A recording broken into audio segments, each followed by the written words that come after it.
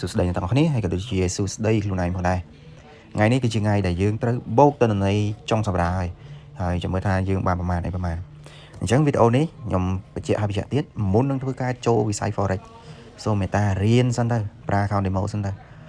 ជាមួយនឹងការគ្រប់គ្រងអារម្មណ៍ហើយក៏ចូលត្រូវតែចេះរកទិន្នន័យឬក៏ data combo រកកន្លែងណាចូលមួយដែលល្អអូខេអញ្ចឹងតោះខ្ញុំនឹងបង្ហាញទិន្នន័យក្នុងសប្តាហ៍នេះគឺយើងទទួលបាន$408បានប៉ុណ្ណឹងហើយយើងចូលចំនួន4 order ឬក៏ position ទី1នេះទី1នេះទី2ទី3ទី4បាទ4ហ្នឹងប៉ុន្តែទី4នេះគឺយើងហូរឆ្លងថ្ងៃពីថ្ងៃពហុទៅដល់ថ្ងៃសុក្រកាត់ម៉ោង4ល្ងាចអានេះម៉ោង2ម៉ោង4ល្ងាចអញ្ចឹងគឺយើងអត់មាន loss ទេយើងអត់មាន SL របស់យើងទេមើលទៅ Q shot អានេះបើសិនជាលុយពិតវិញក្តីសុខសម្រាប់អ្នក trader ប្រកបណា 100% ហ្មងតែវាជាលុយ demo ទេវាមិនមែនជាលុយពិតទេណាបញ្ជាក់ឲ្យហើយវាគ្រាន់តែជាលុយ demo សម្រាប់យើងធ្វើការយើង test សមត្ថភាពរបស់យើងជាក់ស្ដែងអញ្ចឹងខ្ញុំ recommend ឲ្យបងប្អូនយើងទាំងអស់គ្នាមិនថាចាស់ក្មេងឬក៏ប្រុសស្រីអីទេបើលេងក្នុងវិស័យ Forex ប្រើ account demo test សិនដើម្បីគ្រប់គ្រងអារម្មណ៍យើងបើសិនជាអាចចំណេញបានប៉ុណ្ណេះដូចខ្ញុំតាក់លុយលេងអាចលេងបានដែរឬក៏លេងរយៈពេល1ខែដូចខ្ញុំក៏អាចតាក់លុយលេងបានដែរណាអញ្ចឹងអានេះគឺជាអ្វីដែលខ្ញុំនឹងបង្ហាញហើយខ្ញុំនឹងបង្ហាញទិន្នន័យមួយទៀត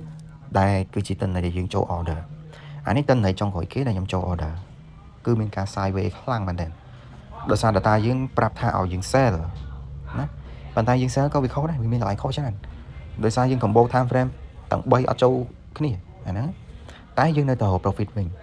ហើយវាក៏ ប៊ីសឡើងទៅ CSL របស់ខ្ញុំដែរបាទអាហ្នឹងមួយយើងត្រូវបាន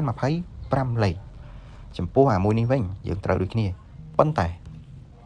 ដោយសារខ្ញុំរវល់ខ្ញុំអត់ហ៊ានទុកយូរទេនៅក្នុងវីដេអូខ្ញុំបាននិយាយដែរ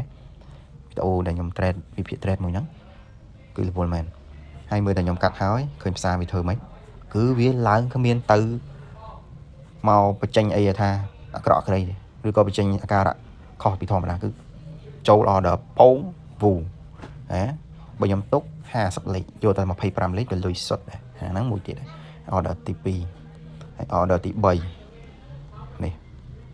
ខ្ញុំចូល order ពង candle មួយហ្នឹងវាបង្កើត structure វាមិនបង្កើត structure វាបង្កើតតម្រង់ down trend ហើយប៉ុន្តែមាន candle មួយនេះរីកជីកពោកធ្លាក់មកវូលុយសុទ្ធអាហ្នឹងបានដូចជាខ្ទង់បាទ20លេខដែរហ្នឹងខ្ទង់25លេខដែរខ្ញុំកាត់ចោលអត់ទុកយូរហ្នឹងសិតតលុយហើយចូលអាចុងក្រោយគេនេះម៉ែអើយអាចុងក្រោយគេនេះគឺវាសាហាវមែនទែនខ្ញុំចូល order ហើយវាកំពុងធ្លាក់សុកៗមើលវាហក់ឡើង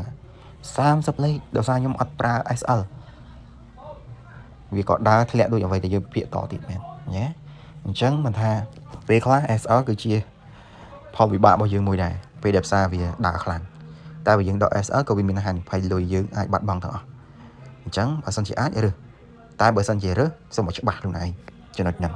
អញ្ចឹងទាំង4ហ្នឹងគឺខ្ញុំបាន trade នៅក្នុងសប្តាហ៍ហ្នឹងតែម្ដងហើយយើង total profit ទាំងអស់ដែលយើងតាំងពីដាក់លុយ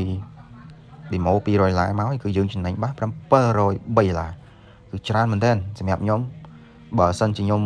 trade បានប៉ុណ្ណេះខ្ញុំ recover លុយរបស់ខ្ញុំដែលខ្ញុំខាតនៅក្នុង market ផ្ទាល់គឺសល់តែចំណេញទៀតណាអញ្ចឹងគឺក្តីសុខហើយហ្នឹងណាយ៉ាអញ្ចឹងខ្ញុំអត់មានអីទេខ្ញុំគ្រាន់តែចង់ប្រាប់ថាបើសិនជាលេងសូមមេត្តារៀនលើ account demo ហើយខ្ញុំក៏មានគម្រោងតទៅទៀតក្នុងសប្តាហ៍ក្រោយឲ្យវា profit នេះដល់$1000ប៉ុន្តែខ្ញុំមិនដឹងថាវាដល់ឬក៏មិនទេប៉ុន្តែគាត់ថាគោលដៅខ្ញុំចង់ឲ្យបាន$1000ជា profit មិនមែន total profit ជាមួយ deposit ទេណាអត់ទេអញ្ចឹងខ្ញុំចង់បានប៉ុណ្ណឹងហើយយ៉ាខ្ញុំដូចអត់មានអីផ្សេងទៀតទេហើយក៏ដូចជាចុងក្រោយបើសិនជាលេងសូមមេត្តាវិភាគរក data ច្បាស់លាស់សូមមុននឹងចូលព្រោះអីផ្សារយើងមិនអាចចេះតែចូលបានទេ